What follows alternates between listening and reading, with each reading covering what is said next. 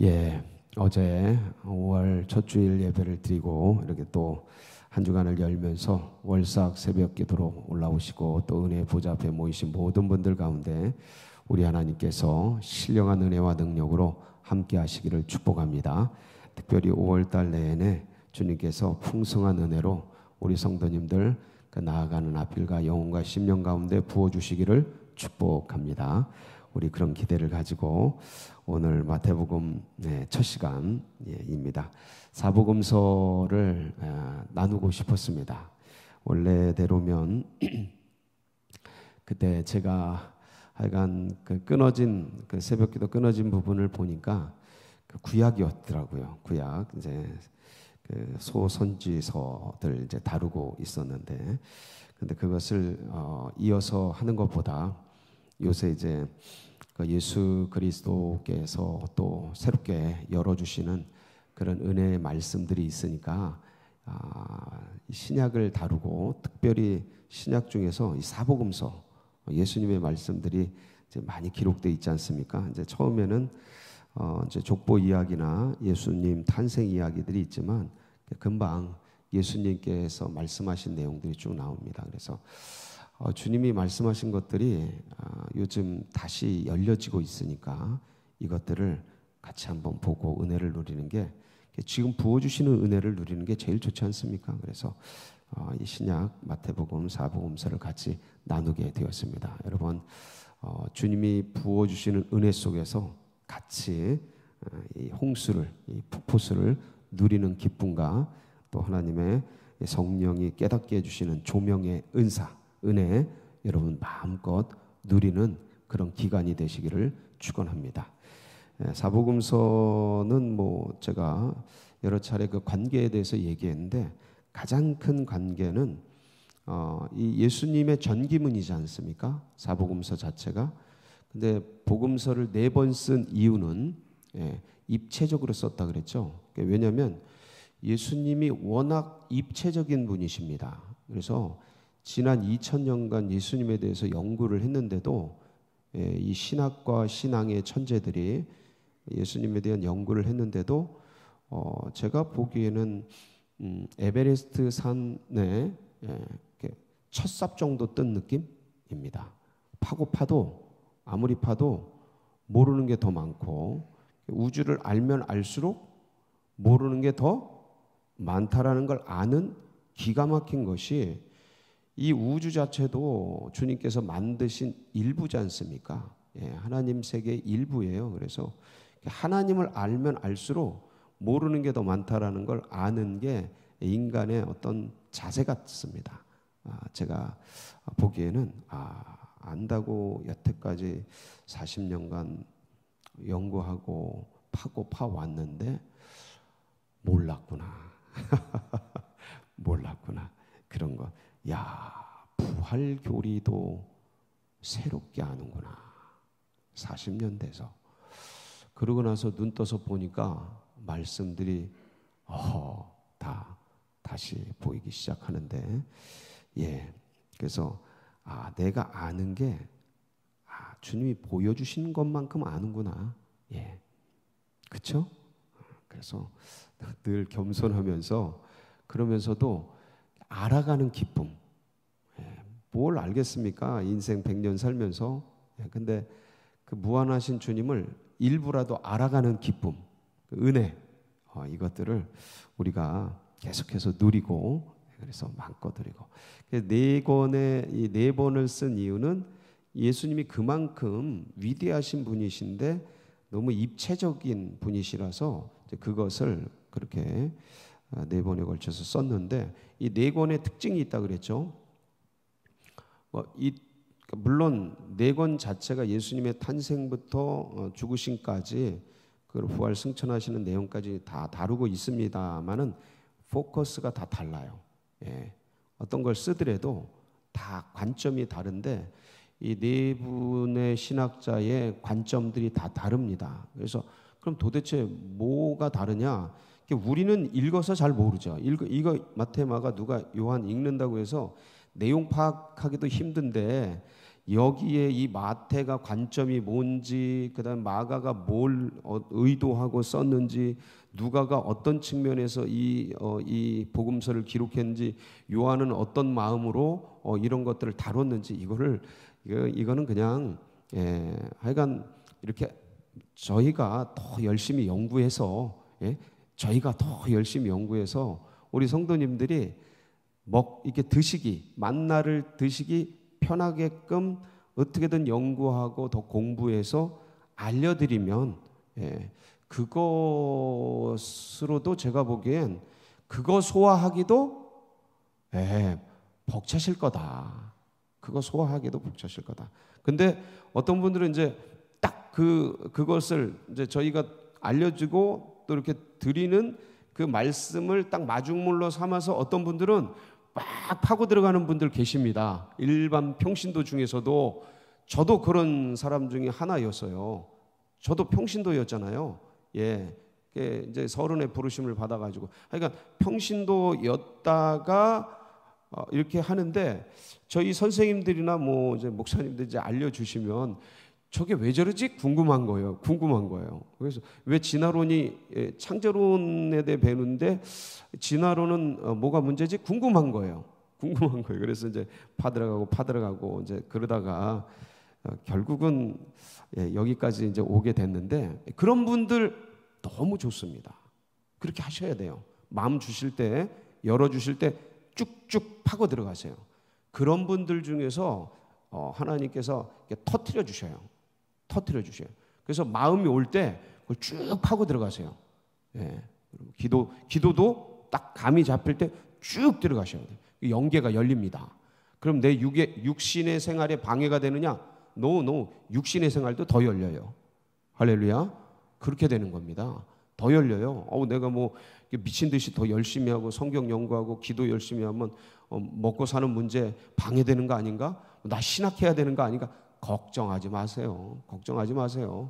더 파고드세요. 훨씬 더 넓은 세계가 옵니다. 그건 우리 인간적인 생각이고 뭔가 방해될 것 같고, 그렇지 않아요. 하나님은 완벽하신 분이셔요. 더 열심히 하시고 그렇게 파고 들어가는데, 자, 이 마태, 마가는 예수님의 사역을 그린 겁니다.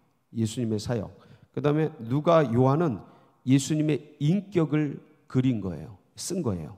그걸 포커스로 둔 거예요. 다 담고 있지만 거기에 주안점이 있는데, 예수님은 한 분이신데 사역을 두 가지를 하셨어요. 두 가지. 많은 사역을 했는데 그걸 뭉뚱그리면 같은 분이신데 왕으로서의 사역을 하셨어요.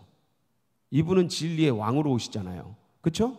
왕으로서의 사역을 하시고 또 무슨 사역을 하셔요? 그 반대인 종으로서 사역을 하셔요. 섬겨요.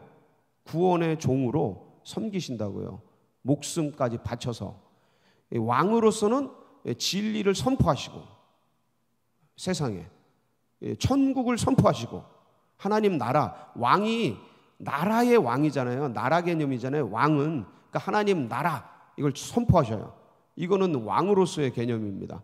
그 다음에 종으로서 마지막 밑바닥에서 노예처럼 이렇게 생명을 들여서 구원해내는 이런 어떤 두 가지 공존할 수 없는 사역을 공존시키는 그런 일들을 예수님이 하십니다. 신비하신 분이에요. 되게 쉽지가 않아요. 이게 어떻게 왕의 권세가 있으면서 종의 섬김이 있는. 우리는 말로는 많이 하는데 이게 종처럼 섬기겠습니다. 대통령 아니면 무슨 이렇게 선거 나와요. 종처럼 섬기겠습니다. 하지만 이게 말은 쉬운데 현장은 쉽지 않아요. 근데 그걸 하신 분이 주님이셔요. 그걸 전형적으로 보여주신 분이. 그리고 이제 주님이 성자 하나님이시잖아요. 근데 완전한 인간이셔요. 이게 완전한 하나님이신데 완전한 인간이셔요. 이게 돼요? 이게 어려워요. 근데 이 역할을, 이 인격, 그러니까 인간으로서의 인격을 참된 인간으로서의 인격을 그대로 보여주신 부분이 누가복음이고, 참된 하나님으로서 그 7가지 기적을 통해 요한복음은 7가지 기적의 이야기라 그랬잖아요. 가나의 혼인잔치에서 물을 포도주로 바꾼 사건으로부터 나사로의 살리는 사건까지 이 7가지 기적을 통해서 예수님이 참된 하나님이시라는 것을 보여주는 게 이제 요한복음이죠. 그래서 야, 어떻게 인간이면서 하나님이 되지? 공존할 수 없는, 불가능한 게 공존되신 게 예수 그리스도시라는 거죠.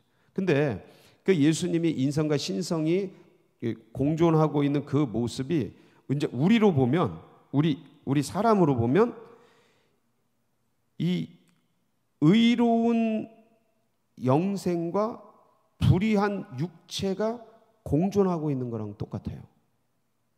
아니, 그러니까 불가능한 게 같이 있는 예수님의 참된 인간으로서의 예수님과 참된 하나님으로서의 모습이 공존하고 있는데, 그 불가능한 게 공존하는 게 인간이 그렇다고요. 인간 영접하는 자 곧 그 이름을 믿을 때 뭐가 일어나요? 뭐가 살아나요? 부활돼요? 영이 부활되잖아요. 이 영은 제가 어제도 말씀드리고 부활절부터 계속 말씀드립니다만, 이 영은, 이 지금 살아난 영은 죽음을 이기고 살아난 영이기 때문에 죽을 수 없죠. 죽음을 이기고 나왔기 때문에 죽지를 못해요. 그래서 영생하는 거예요. 죽을 수 없기 때문에. 그러니까 죽을 수 없는 영생이 내 안에 있는데, 이 사라지는 육이 같이 있어요. 그러니까 무한이 내 안에 들어왔는데 유한이 같이 있어. 어떻게 유한이 무한을 품고 있어요? 이게 공존이 불가능한데 이걸 우리 인간에게 이루어 놓으신 거예요. 이 말씀이 이해가 되십니까? 저는 이게 이해가 되는 것 같기도 하고 안 되는 것 같기도 해요. 제 스스로 이게 어떻게 가능하지? 이게 어떻게 이루어질 수가 있지? 제가 쉬운 말로 그렇게 얘기해요. 아니, 어둠인데 인생이, 이 인간이 타락한 어둠인데 빛을 어떻게 품고 있지? 어둠이 빛을 어떻게 품고 있지? 이게 신기하다. 너무 신기해. 제가 이해가 되는 것 같기도 안 되는 것 같기도 하고, 그러면서 너무 이 공존이 신비롭다. 우리 인간도 이렇게 신비로운데 예수님은 그 참된 인간과 참된 하나님이 공존하고 계시는 신비로운 분이시다. 그래서 참된 인간에 대해서 기록한 게 누가복음, 참된 하나님에 대해서 기록한 게 요한복음. 이게 너무 다르잖아요. 그러니까 4권을 쓸 수밖에 없었던 거예요. 아니, 참된 왕을 써야죠. 참된 종에 대해서 써야지. 참된 인간에 대해서. 그러니까 4분이 꼭 오신 느낌인 거예요. 그래서 4권을 썼다. 그래서 복음서 정기문이 4권인 이유에 대해서 우리는 이렇게 이제 잘 또 소화를 해가고, 그 중에서 마태복음은 뭐에 대해서 쓴 거라고요? 예수님은 왕이시다. 진리의 왕이시다. 자, 그런데 마태복음에 대상자가 있습니다. 이 마태복음을 마태가 쓸 때 이 편지를 쓴 거거든요. 이 복음서를 받아든 이 사람, 이 수신자가 있어요. 그게 누구냐면 유대인들이에요. 유대인들에게 이 복음, 예수님이 어떤 분이신지를 알려야 되잖아요. 그러니까 이 유대인들에게 예수님이 어떤 분이라는 걸, 왕이시라는 것을 알리는 내용이 이제 마태복음인데, 그래서 1장 1절이 뭐라고 돼 있어요? 아브라함과 다윗의 자손 예수 그리스도의 계보라. 유대인의 조상은 누굽니까? 아브라함. 네, 아브라함. 그러니까 이스라엘의 조상하면 야곱이에요. 나라의 조상은 야곱이에요. 왜냐하면 야곱이 12아들을 낳아서 12지파가 나라가 되잖아요. 그러니까 나라 건국의 아버지는 이 야곱이에요. 이름도 이스라엘이죠, 야곱이. 근데 유대인의 조상하면 누구라고요? 아브라함이에요. 갈대아 우르에 있을 때 거기서 아브라함을 네 본토 친척 아비 집을 떠나 내가 네게 지시할 땅으로 가라라고 불러내시죠. 이 아브라함의 아버지 데라는 원래 우상 제작자였습니다. 그러니까 상당히 개연성이 높은 것 중에 하나가 아브라함도 이 영향을, 아버지의 영향을, 부모의 영향을 받지 않을 수 없었을 것이다라는 게 개연성 있는 그 이야기입니다. 그렇다면 그런 환경 속에서 아마도 아브라함은 또 다른 내적 여호와 신앙과 아버지의 이런 모습 속에서 내적인 고민들이 굉장히 많았을 겁니다. 왜냐하면 또 다른 조상들이 있었거든요. 그 여호와 신앙을 가졌던 조상들이 있었어요. 그러니까 그런 복합적인 것에서 고민을 하는 중에 하나님의 부르심을 받은 거죠.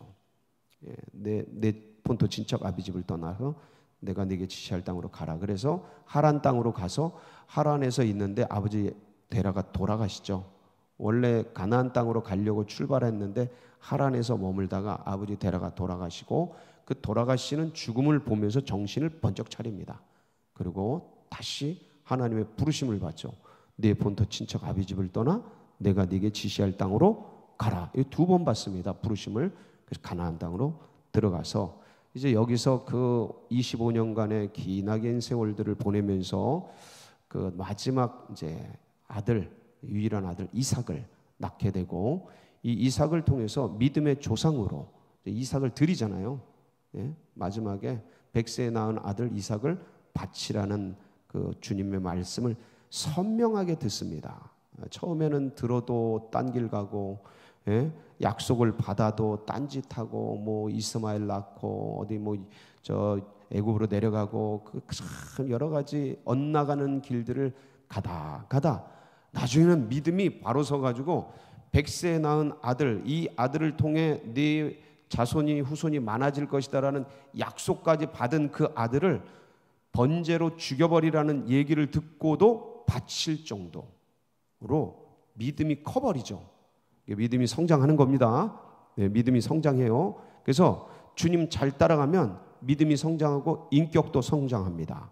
아름답게 성장을 합니다. 왜냐하면 점점 주님 닮아가요. 큰 바위 얼굴처럼 주님을, 예수 그리스도를 계속 바라보면서 따라가면 다 아름답게 변합니다. 그래서 이제 믿음이 조상이 되고 유대인의 조상으로서 이제 자리매김하게 되는 게 아브라함이죠. 그래서 아브라함.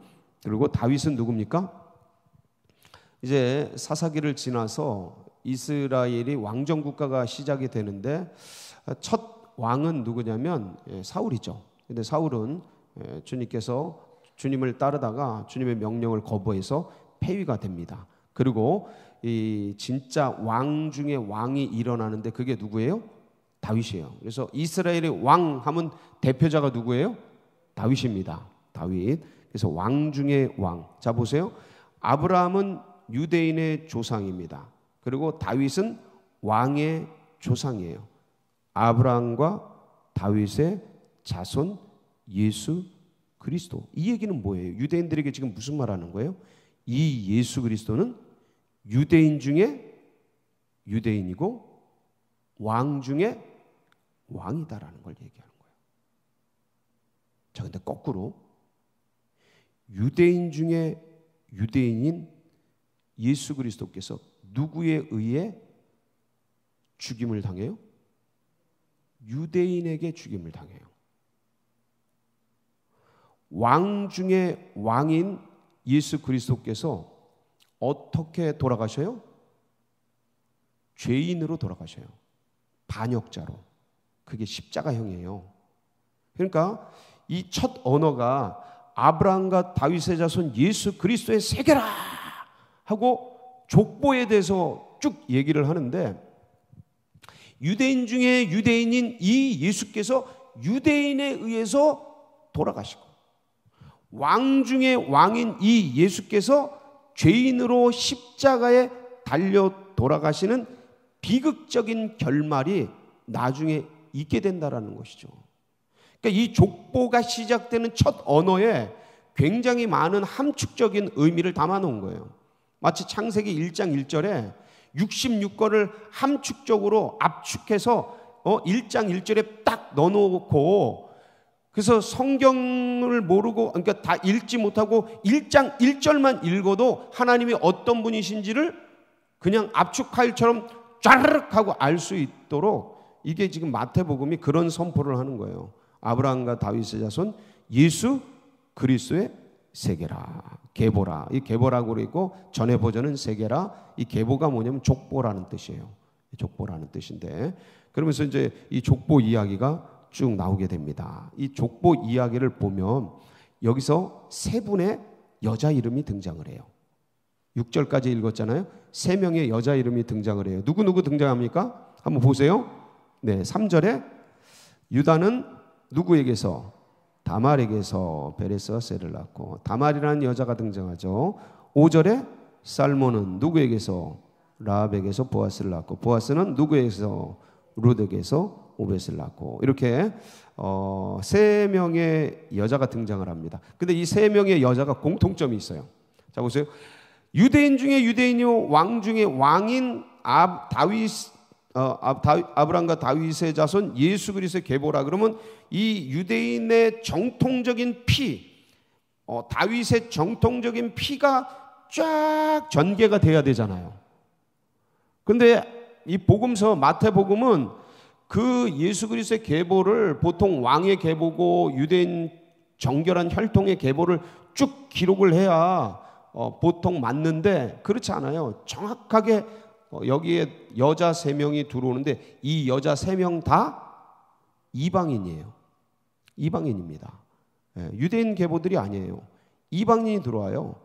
근데 이 이방인도 그냥 이방인이 아니에요. 이 다말은 누굽니까? 다말은 유다, 시아버지 유다죠. 유다의 며느리입니다. 이방인 가나안 여자예요. 근데 이 유다에게 있었던 세 아들이 있죠. 세 아들, 엘하고 오난하고 이 세 명인데, 셀라, 이 세 명이 있어요. 근데 엘하고 오난이 죽어요. 이 다말에게 들어갔다 다 죽습니다. 그래서 이 셀라 하나도 죽을까봐, 어리고 해서 죽을까봐 다말에게 안 들여보내고 있는데, 결국 다말이 이제 창녀로 이렇게 해가지고 시아버지와 이렇게 해서 아기를 낳죠. 이게 어떻게 가능합니까? 이게 무슨 얘기하는 건지를 우리가 들어야 돼요. 여러분, 족보를, 유대인 순수 족보, 왕의 순수 족보를 만드는데 이게 가능하냐고요. 이런 걸 쓰는 게 있어도 없애죠. 있어도 없앤다고. 예?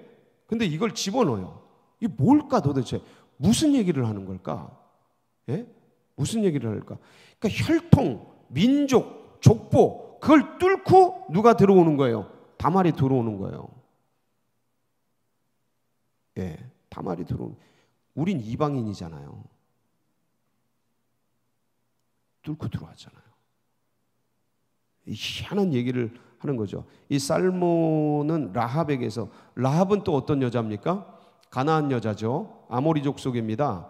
예, 그 여리고성에 있었던 아모리족 속의 가나안 여인이에요. 근데 이 여인은 뭐라고 되어 있냐면 기생이라고 되어 있습니다. 성경에 보면. 그러니까 어떤 그 술 팔고 몸 팔고 어떤 그때 당시에 그런 아주 그 밑바닥 인생의 여인이에요.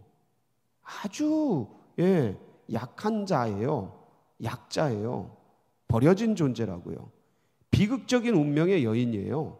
그런데 성경의 왕의 족보, 다윗의 족보에 탁 들어와 있는 거예요. 아브라함의 족보에.